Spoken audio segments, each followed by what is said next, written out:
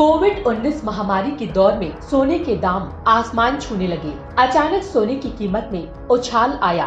पिछले साल ही अंतर्राष्ट्रीय स्तर पर सोने के उत्पादन में 1% की कमी दर्ज की गई है। सोने के उत्पादन में आई ये पिछले एक दशक की सबसे बड़ी गिरावट है। कुछ जानकारों का तर्क है कि खदानों से सोना निकालने की सीमा अब पूरी हो चुकी है। जब तक सोने की खदानों से खनन पूरी तरह बंद नहीं किया जाएगा, सोने का उत्पादन गिरता रहेगा। सोने के ऊंचे दाम होने की वजह भी यही है कि अमेज़न के जंगलों में सोने की खदानों में बड़े पैमाने पर अवैध खनन का काम हुआ है। सोने की कीमत में उछाल भले ही आ गया हो, लेकिन इसकी मांग में कोई कमी नहीं आई है। रिसर्च के एक्सपर्ट जानकार मैट मिलर का कहना है कि सोने की जितनी मांग इन दिनों है, उससे ज्यादा पहले कभी नहीं थी। मिलर के मुताबिक दुनिया में पाए जाने वाले कुल सोने का लगभग आधा हिस्सा ज्वेलरी बनाने में इस्तेमाल होता है। इसमें वो हिस्सा शामिल नहीं है जो जमीन में दफन है। बाकी बचे आधे सोने में से 1/4 केंद्रीय बैंकों से नियंत्रित किया जाता है, जबकि बाकी का सोना निवेशकों या निजी कंपनियों द्वारा इस्तेमाल किया जाता है। मिलर का कहना है कि कोविड-19 की वजह से पूरे विश्व का आर्थिक तंत्र चरमरा गया है।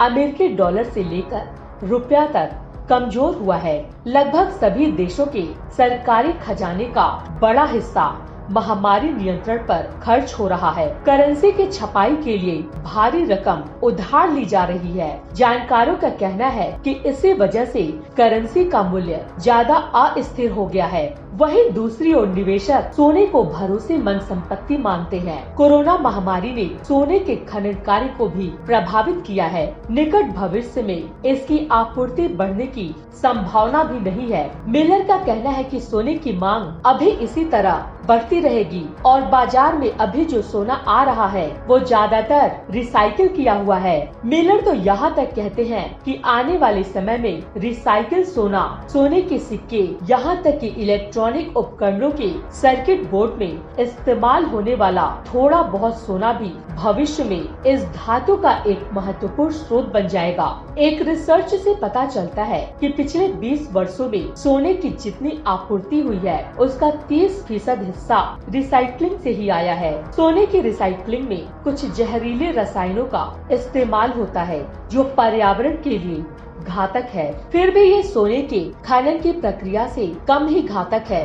जर्मनी की गोल्ड रिफाइनरी की हालिया रिसर्च बताती है कि 1 किलो सोना रिसाइकिल करने में 53 किलो या उसके आसपास कार्बन डाइऑक्साइड निकलती है, जबकि खान से इतना ही सोना निकालने में 16 टन या उसके बराबर कार्बन डाइऑक्साइड निकलती है। सोने के खनन से पर्यावरण पर नकारात्मक प्रभाव पड़ता है। इसीलिए दुनिया भर में जहां कहीं भी सोने की खानें हैं, वहां के स्थानीय लोग इस खनन का विरोध करते हैं। इस विरोध की वजह से भी सोने के उत्पादन में भारी कमी आ रही है। मिसाल के लिए चिली में पास्कुआ लामा खदान में खनन का काम इसलिए रोक दिया गया कि वहां के स्थानीय पर्यावरण संरक्षक कार्यकर्ता विरोध करने लगे थे।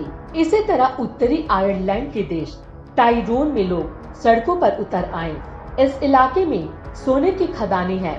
कई कंपनियां यहाँ प्रोजेक्ट शुरू करना चाहती है, लेकिन स्थानीय कार्यकर्ता इसका लगातार विरोध कर रही है। उनका कहना है कि खनन से इलाके को जो नुकसान होगा, उसकी भरपाई स्थानीय लोगों को करनी पड़ेगी। हालांकि इस इलाके में पिछले 30 साल से लोग रोजगार की कमी से जूझ रहे हैं। कंपनी ने उन्हें रोजगार के साथ अन्य सुविधाएं देने का वादा किया है, फिर भी लोग राजी नहीं हैं। लेकिन एक सच ये भी है कि जहां सोने की खदानें स्थापित हो गई हैं, वहां के लोगों की जिंदगी बदल गई है। अमेरिका के नेवाडा सूबे की गोल्ड माइन दुनिया की सबसे बड़ी सोने की खदान है। यहाँ से हर साल लगभग 100 टन से ज्यादा सोना निकाला जाता है। इस इलाके के आसपास के लोगों को न सिर्फ इन खदानों की वजह से नौकरी मिली है, बल्कि उनका रहन सहन भी बेहतर हुआ है। सोने की खदान से सिर्फ सोना ही नहीं निकलता,